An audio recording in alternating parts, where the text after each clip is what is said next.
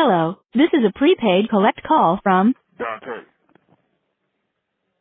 An inmate at the Jackson Correctional Institution. All calls, other than properly placed attorney calls, may be monitored and recorded. To accept charges, press 1. To refuse charges, press 2. If you would like to permanently block your number from receiving calls from this facility, press 6. for balance and rate quotes, press 7. Thank you for using CenturyLink.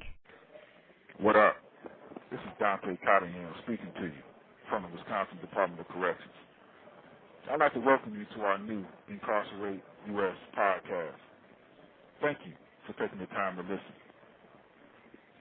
Now, as we all know, mass incarceration has had a devastating impact on men, women, children, families, and communities all around the U.S. And with Trump's administration calling for prosecutors around the nation to pursue the harshest punishments possible, and no significant money going to prison reforms nor community outreach programs, it appears that unraveling this mass incarceration monster will be impossible. Well, luckily for us, we are Americans. We were born in the greatest country on the planet where nothing is impossible, where there are endless stories of dedicated groups of people moving mountains, shifting policies, and changing public opinions. This podcast was created in that innovative spirit.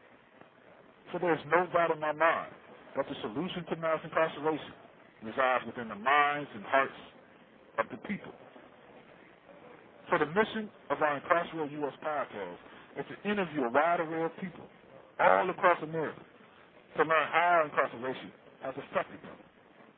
Get their point of view on what the first steps to the solution to mass incarceration are. And to link us all together, creating one loud, unmistakable, unignorable voice. Now, Dig, let me tell you a little bit about me. I think it's important for you to know a little about the guy that will interview you if you so choose to participate. So I put together some questions that I will answer. The first one is one that I added. The other four are questions I intend to ask most of the people that I interview. Question 1. Who am I? Well, I'm a 39-year-old man that has been in prison since I was a 17-year-old kid. I was raised to the adult courts, convicted of party to the crime of first-degree homicide, sentenced to life in prison, and then I was sent to Wisconsin's worst adult maximum security prison.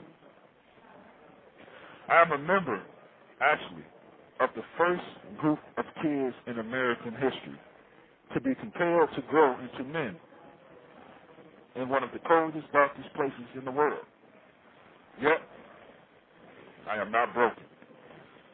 I am an optimist, innovative, ambitious, have an extreme thirst for life, and I believe wholeheartedly in the power of my voice and the voices of individual people. Question 2. What kind of work am I doing? Well, one of the things I've done over the past 22 years is study myself. I've come to thoroughly understand how and why I ended up in prison so young. It has become clear to me that the right combination of influences could have removed my juvenile self from the path of prison. And I believe that if that's true for me, it's true for all at-risk youth. A belief that has inspired me to do everything in my ability to prevent kids from following in my footsteps. So one of the ways I spend my time is talking to groups of at-risk youth via speakerphone. Most recently, I talked to about 30 kids at a Boys and Girls Club in Kenosha, Wisconsin.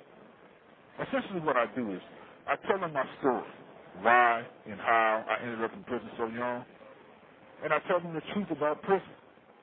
Actually, if anyone's listening who knows any group of youth that may benefit from hearing me talk, please let me know. For my goal is for every at-risk youth across America to hear my story.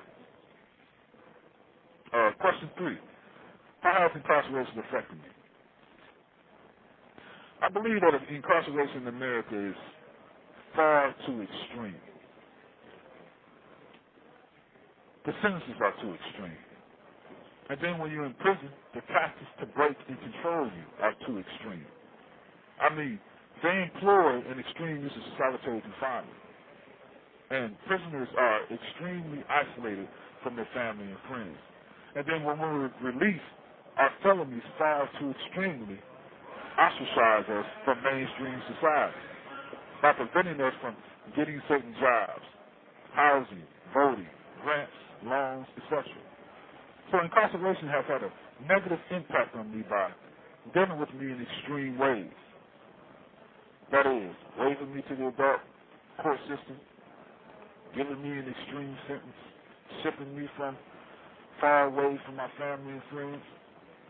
I mean, I once did nearly 3 straight years in solitary confinement. And then, on top of that, whenever they do decide to release me, it'll be extra harder for me to obtain a job in housing because of my felony. Question 4. How do I believe America has gotten itself into this incarceration crisis?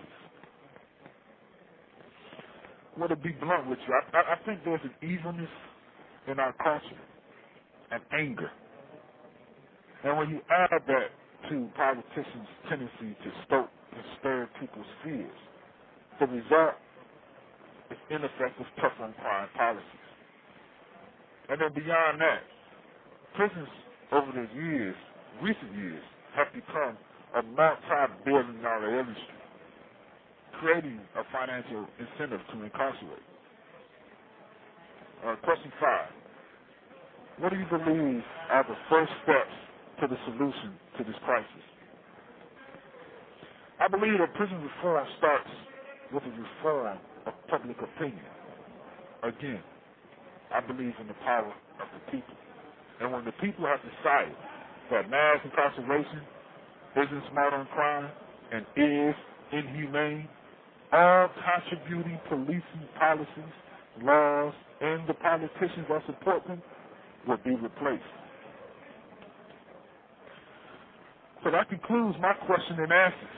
I hope that's given you some insight into who I am and why I'm doing this podcast.